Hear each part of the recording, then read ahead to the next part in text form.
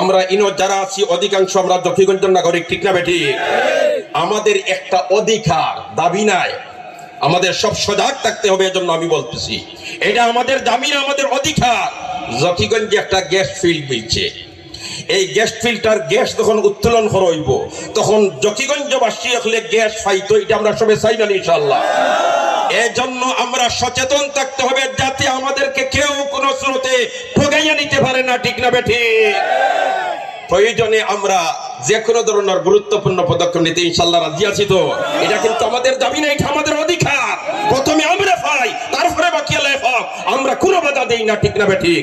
আল্লাহ রাব্বুল আলামিন আমরারে তৌফিক ইনায়াত ফরমাক।